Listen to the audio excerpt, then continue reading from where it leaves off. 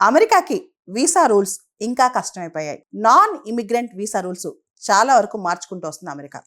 Non immigrant visa అంటే ఎవరైతే తాత్కాలికంగా అమెరికాకి వెళ్దాం అనుకుంటారో, అంటే పర్మనెంట్‌గా అక్కడ రిసైడ్ అవ్వటానికి కాదు, తాత్కాలికంగా వెళ్దాం అనుకుంటారో, ఆ వీసా రూల్స్ అన్నీ కూడా మారుస్తూ వచ్చాయి.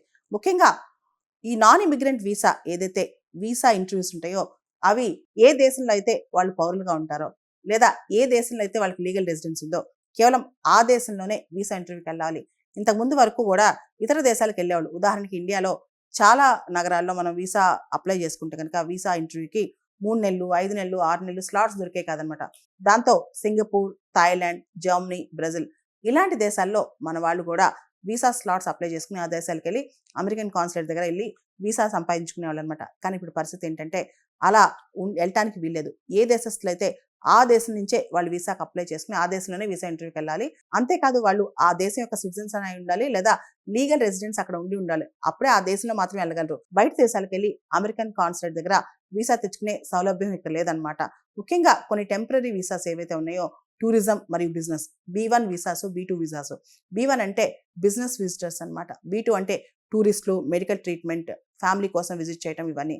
తర్వాత study and exchange visas, academic students, మన స్టూడెంట్ వీసాస్ ఉన్నాయి కదా, F1 కానీ, అదేవిధంగా ఒకేషనల్ స్టూడెంట్స్ M1 కానీ, and exchange visitors, scholars, interns, trainees, J1 visas అనమాట.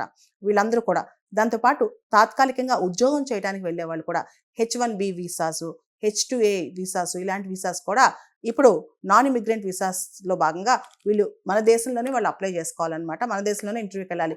బయట దేశాల నుంచి వెళ్ళడానికి లేదనమాట. ఇలా రకరకాల వీసాస్ ఏదైతే నాన్ ఇమిగ్రెంట్ వీసాస్ ఉన్నాయో వాళ్ళ ఇంటర్వ్యూ అపాయింట్మెంట్స్ అనేవి ఏ దేశంలో అయితే వాళ్ళకి పౌరసత్వం ఉందో, అదేవిధంగా ఏ దేశంలో అయితే వాళ్ళకి లీగల్ రెసిడెంట్ స్టేటస్ ఉందో ఆ దేశంలోనే అప్లై చేసుకోవాలన్నమాట.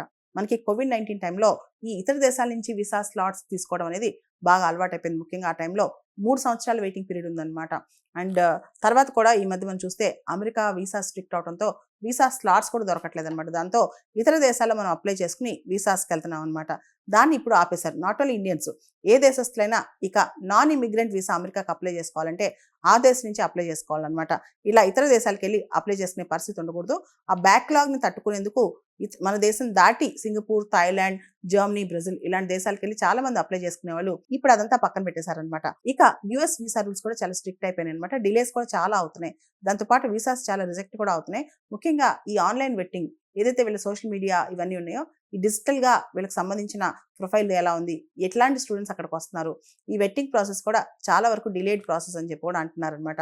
ఓవరాల్గా అమెరికా F1 వీసాస్ అంటే స్టూడెంట్ వీసాస్లో వీసా అప్రూవల్ రేట్ కూడా చాలా తగ్గడంతో స్టూడెంట్స్ ఇప్పుడు ఆల్టర్నేటివ్ డెస్టినేషన్స్ ఎత్తుకుంటున్నారు. జర్నీ లాంటి దేశాలకు వెళ్ళడానికి ప్రయత్నం చేస్తున్నారు. ఇలా మన కంట్రీలో వీసా స్లాట్ దొరకకుండా ఇతర దేశాలకు వెళ్ళి అక్కడ వీసా షెడ్యూల్స్ అంటే వీసా అపాయింట్మెంట్ షెడ్యూల్ తెచ్చుకుంటే దాన్నే వీసా షాపింగ్ అని కూడా అంటారనమాట. ఇప్పుడు అమెరికా డ్రీమ్ అనేది చాలా చాలా పడిపోతుంది ఇండియన్స్లో. ముఖ్యంగా లాంగర్ డిలేస్, స్ట్రిక్టర్ రెగ్యులేషన్స్, తర్వాత ఈ ఆన్లైన్ వెట్టింగ్స్, తర్వాత ఈ కాస్ట్ పెరిగిపోవడం, వీటన్నిటితో పాటు అక్కడ ఉద్యోగాల కొరత, ఇవన్నీ చూసి భారత విద్యార్థులు అసలు మనం అమెరికాకి ఎందుకు వెళ్ళాలని కూడా ఆలోచిస్తున్నారు.